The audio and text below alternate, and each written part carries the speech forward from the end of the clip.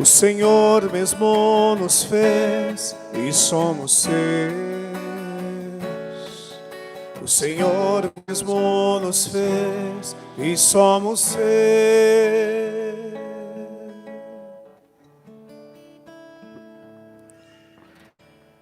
Queridos irmãos e irmãs aqui presentes, também quem nos acompanha pelo Facebook e pelo YouTube, hoje nós temos profundas reflexões a serem feitas a partir dessa liturgia. Jesus nos chama a atenção para o cuidado com o apego aos bens terrenos. A gente só consegue entender o que Jesus quer de nós e só consegue entender por que este alerta para as coisas terrenas quando a gente colocar para dentro do nosso coração, da nossa cabeça, de que tudo que existe vem de Deus. Não interessa se foi um Big Bang, não interessa se houve ou não houve evolução, porque a igreja não briga com nenhuma dessas coisas. Descobri aqui com vocês, há 2 anos atrás, que a teoria do Big Bang, quem criou ela foi um padre. Então, por que a gente fica, às vezes, achando pelo nas costas do sapo? Tem coisas que às vezes são semeadas na nossa cabeça e que não fazem sentido nenhum. Tudo vem de Deus. Tudo nos é dado por Ele. Tudo é fruto do amor de Deus que quis e quer continuar se revelando para alguém. E esse alguém é o ser humano. E esse alguém sou eu e você que estamos nessa noite acompanhando essa celebração. Nós temos que nos dar conta que Deus criou tudo para que nós pudéssemos fazer a experiência do seu amor. E toda a criação nos foi dada para que nós experimentássemos pela criação e na relação uns com os outros o amor que Deus tem para conosco.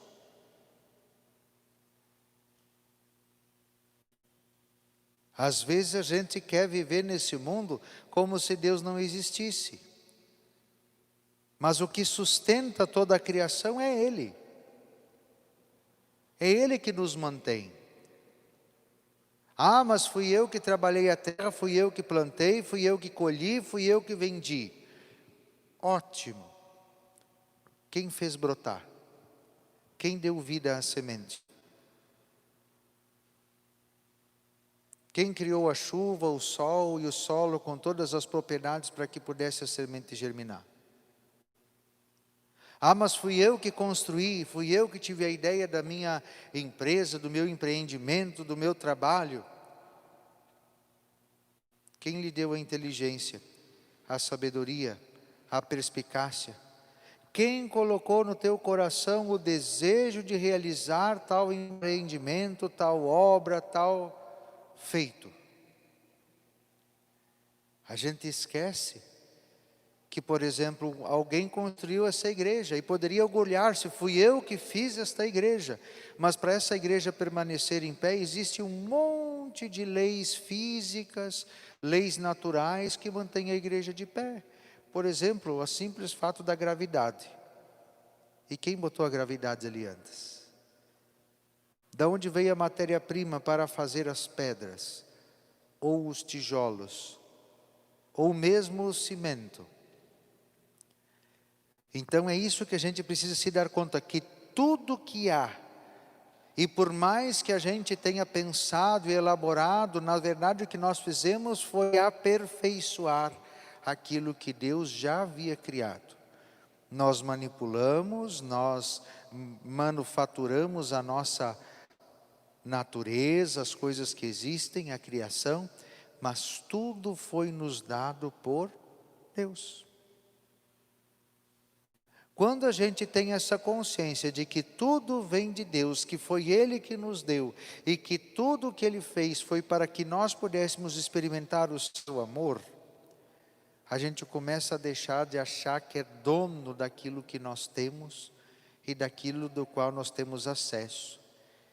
E a gente começa a perceber que, se Deus quis revelar-se, nos dando tudo o que Ele fez, e Ele quer que a gente experimente o seu amor, que é generoso para conosco, então nós vamos começar a entender, se nós fomos criados imagem e semelhança dEle, Deus quer também que a gente seja como Ele, e seja generoso, e saiba ajudar os irmãos e irmãs, que talvez tenham mais necessidade do que nós, porque nós fomos agraciados com tudo, quando nós não tínhamos nada.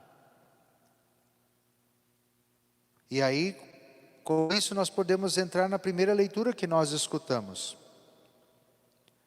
Olha que interessante São Paulo dizendo para os Efésios, e hoje para nós: vós estáveis mortos por causa de vossas faltas e pecados. Alguém de nós nasceu imaculado? Alguém de nós nasceu sem pecado? Todos nós já nascemos com o pecado original. E se nós temos consciência, então com certeza nós já pecamos, já tivemos pecados também pessoais. E foi nesta condição que Cristo deu a vida por nós. Nós todos vivíamos no pecado. E a gente espera que todos nós, ainda mais nós que hoje estamos aqui celebrando, nós que somos do grupo de oração, nós que somos da Renovação Carismática Católica, nós que marcamos a nossa vivência cristã católica a partir do batismo no Espírito Santo, ou seja, fizemos uma experiência forte e extraordinária do Cristo ressuscitado, que marcou em nós e transformou nossa vida e fez a gente mudar a direção e o sentido da nossa caminhada e da nossa existência. Então nós mais ainda temos consciência de que nós vivíamos no pecado, de que nós vivíamos, mas na verdade estávamos mortos. Porque quem vive no pecado está morto. Quem vive no pecado está morto. O salário do pecado é a morte. Então, por mais que esteja vivo, e aí volto a abrir só um parêntese, quando eu falava no ato penitencial, e como eu já disse também na nossa live sobre o início ali dos sacramentos, quando nós estamos em pecado, nós perdemos a graça santificante. Se nós perdemos a graça santificante, nós temos a nossa relação de filhos com Deus cortada. Se nós temos a relação de filhos com Deus cortada, nós não somos herdeiros do céu. E quem não vai para o céu está condenado à morte eterna. Portanto, quem está no pecado está morto. Nós estávamos no pecado, e foi nesta condição que Cristo veio ao nosso encontro. O príncipe que reina entre o céu e a terra era quem nós seguíamos enquanto vivíamos de acordo com as coisas do mundo. O espírito que agia entre os rebeldes, e nós também éramos rebeldes. Nós éramos deste número, todos nós, diz São Paulo. Outrora nos abandonávamos às paixões da carne. Por favor, queridos e queridas que tenham uma profunda experiência de espiritualidade, de vivência, de oração e de conhecimento de fé pela Renovação Carismática Católica, não reduzam as paixões da carne ao desejo sexual.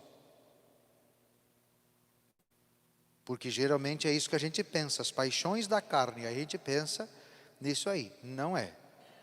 Vai muito mais além. E lembremos-nos que o desejo sexual, dentro daquilo que Deus estabeleceu, é sagrado, é bonito, e Deus compara justamente a relação dele com o povo, dele com a igreja, justamente com a relação entre homem e mulher.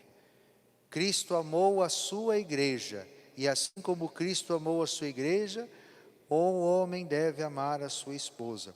Assim como a igreja se entrega a Cristo, também a mulher se entrega ao seu marido. Então, é nesse contexto que a gente vai se dar conta que as paixões da carne podem ser muito mais do que um desejo sexual desregrado ou fora daquilo que Deus estabelece como realmente santo. Uma paixão da carne pode ser o meu sofá em casa. Uma paixão da carne pode ser o meu carro. Uma paixão da carne pode ser a minha casa. É tão bom ficar em casa que eu não tenho vontade nem sequer de ir na missa, no grupo de oração. De repente eu posso até me aproveitar da desculpa da pandemia para não ir na igreja. É tão bom ficar em casa, sentado, ouvindo, né? Aí a gente não precisa ficar levantando, sentando, ajoelhando na missa. A gente fica bem de boa, né? Talvez até com os pezinhos em cima do puff. Então, queridos e queridas, as paixões da carne são tudo aquilo que nos prendem às coisas desse mundo e nos impedem de viver a experiência do amor de Deus na relação com a natureza, na relação com os irmãos e irmãs, na relação com o próprio Deus.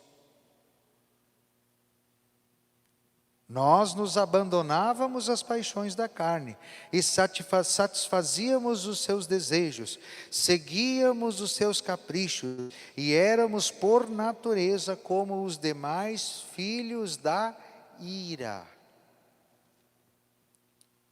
Mas Deus é rico em misericórdia, por causa do grande amor com que nos amou. Quando estávamos mortos por causa das nossas faltas, Ele nos deu a vida com Cristo. Como eu tenho afirmado, nós estando no pecado, Cristo vem ao nosso encontro e nos dá vida, pelo batismo. Batizar significa mergulhar. É morrer com Cristo e ressuscitar para uma vida nova, para uma vida de santidade, para uma vida em Deus. Só que o batismo não é só a celebração. O batismo é a vida cristã. E por isso que tem alguns que não entenderam. E aí xingam a gente da renovação, porque a gente fala do batismo do Espírito Santo, e eles dizem, mas o batismo é um só, e não sei o quê, porque não entenderam que o batismo no Espírito Santo, do qual nós falamos, significa estar sendo batizado constantemente, e sentir e perceber e viver os efeitos do batismo que começou a acontecer em nós, no dia da celebração do batismo, mas que hoje está acontecendo. Hoje, quando nós nos damos conta de resquícios desses apegos à carne, desses resquícios desses apegos às coisas terrenas, desses resquícios de achar que nós somos autônomos e não precisamos de Deus, e a gente começa a perceber e se dá conta e começa a mudar o nosso pensamento, nossa maneira de falar, nossa maneira de agir, a gente está sendo ressuscitado. Nós estamos morrendo para esse pecado, nós estamos morrendo para esse apego e estamos ressuscitando para uma vida de santidade. E isto é o batismo no Espírito Santo. No Evangelho de João diz que nós seríamos plenos do Espírito Santo, cheios do Espírito Santo. E justamente nos cadernos de formação da Renovação Carismática Católica, lá está escrito e dando a explicação bem direitinha disso, que lá no Evangelho de João o termo usado em grego para pleno, para cheio, é pleiros. que é um cheio dinâmico, não é um cheio estático. O que é um cheio estático? Eu pego um copo, encho ele até a borda e eu pergunto: o copo está cheio? Está, mas ele está estático. E não é isso que João está dizendo. João está dizendo pleno, cheio, é como se fosse o copo cheio debaixo de uma torneira aberta, ou seja, ele está constantemente se enchendo e se transbordando, e por mais que tire daquela água, sempre vai estar sendo reposta. Portanto, o batismo não é que nós recebemos um copo cheio na pia batismal. Desde o batismo, a torneira da graça, a torneira dos dons, a torneira dos carismas, está se derramando em nós e nos transbordando e fazendo com que a gente possa ter em abundância, não para guardar para nós mesmos, mas para nós podermos partilhar, para que a gente possa também saciar a sede daqueles que estão perto da gente. E aí volta-se agora a olhar para os bens terrenos.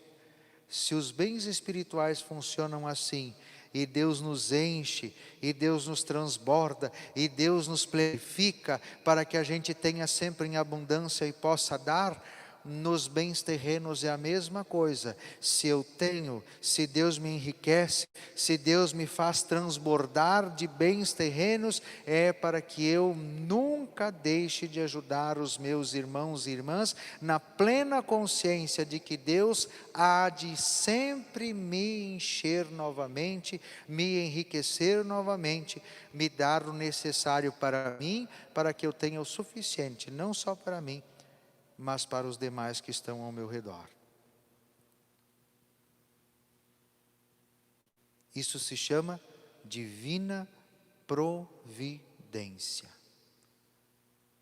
Eu desafio qualquer um de vocês e a qualquer pessoa a ir ao encontro da história daqueles que se doaram aos seus irmãos e irmãs, que se doaram num gesto, não só num gesto, mas numa virtude de caridade, que durante a sua vida se dedicaram e se doaram. Eu desafio a perguntar se veio a faltar alguma coisa na vida deles. Um dia alguém construiu essa igreja de São Sebastião, linda e maravilhosa, que agora a gente passa trabalho até para manter. Pergunto: quantos vêm dizer assim: ah, foi o meu pai que ajudou a construir, meu avô que ajudou a construir, meu bisavô que ajudou a construir? Eu pergunto: o bisavô passou necessidade porque ajudou a construir a igreja? Alguém que era um dizimista fiel passou alguma necessidade? Alguém que ajudou instituições de caridade com toda a dedicação passou necessidade? Não passa. Não passa. Porque é nesse sentido de plenitude que o Senhor fala conosco. É por graça que nós somos salvos, diz São Paulo.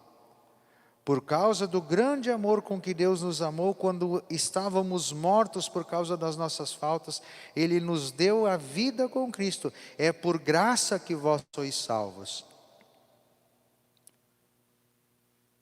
Volto a dizer, se Deus deu tudo para nós quando nós não tínhamos nada, e quando nós não tínhamos nada a oferecer, e quando nós éramos considerados pecadores, quando nós fomos injustos pelo amor, para com o amor de Deus, e foi neste momento que Deus se doou para nós, por que nós também olhamos para os nossos irmãos e irmãs e não temos a mesma generosidade na misericórdia e na providência?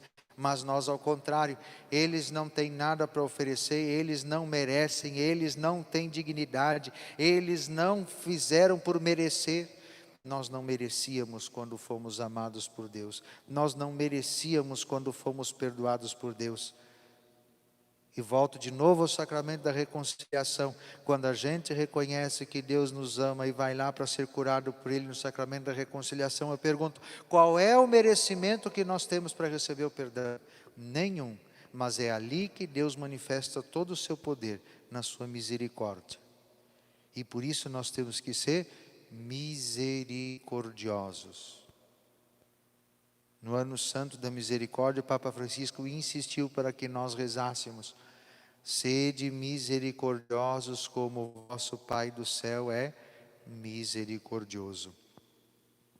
Deus nos ressuscitou com Cristo e nos fez sentar nos céus em virtude da nossa união com Jesus Cristo. Hoje, pela vida de fé que nós levamos, pelo caminho de santidade que nós trilhamos, nós já temos a certeza da nossa salvação. Assim, pela bondade que Deus nos demonstrou em Jesus Cristo, Deus quis mostrar através dos séculos futuros a incomparável riqueza da sua graça. Com efeito, é pela graça que sois salvos, mediante a fé. Ou seja, não é pelos nossos esforços. O Padre Alexandre, vocês já devem ter escutado vez ou outra, ele dizia assim: tudo é graça, nada é mérito. Repete: tudo é graça, nada é mérito. Ou seja, é esta consciência de que Deus está com a torneira aberta dentro de nós, fazendo-nos transbordar. E se eu posso partilhar, se eu tenho condições de partilhar, sejam as graças, sejam os dons ou sejam os bens, isto é mérito meu? Eu só estou partilhando daquilo que eu recebi gratuitamente de Deus. E diz São Paulo, para vocês verem que não é eu falando: e isso não vem de vós, é dom de Deus. Portanto, a nossa generosidade: mas eu sou uma pessoa generosa porque eu ajudo os outros. Cuidado, porque a semana passada inteira Jesus falou do fermento dos fariseus, da hipocrisia deles, que faziam as coisas só de maneira externa, sem a consciência interior. Então isso não vem de vós, vem de Deus, não vem das obras, para que ninguém se orgulhe. Mas fui eu que fiz. Pois é Ele quem nos fez. Nós fomos criados em Jesus Cristo para as obras boas. Por que nós somos criados em Jesus Cristo? Por causa do batismo. O batismo é a nova criação. Nós nos tornamos criaturas novas pelo batismo. Nós nos tornamos membros do corpo de Cristo. Nós nos unimos a Cristo para podermos chamar a Deus de Pai. E quem faz isso em nós é o Espírito Santo. Nós fomos criados em Jesus Cristo para as obras boas, que Deus preparou de antemão para que nós a praticássemos. Ou seja, Deus já criou as boas obras para que nós as praticássemos, para que nós assim nos tornássemos semelhantes a Cristo, que deu tudo para nós, quando nós não tínhamos nenhum merecimento. E assim nós também vamos sempre partilhar daquilo que recebemos abundantemente com todos os nossos irmãos e irmãs, mesmo e principalmente para aqueles que não têm nenhum merecimento. Isto é palavra de Deus. Isto é Evangelho.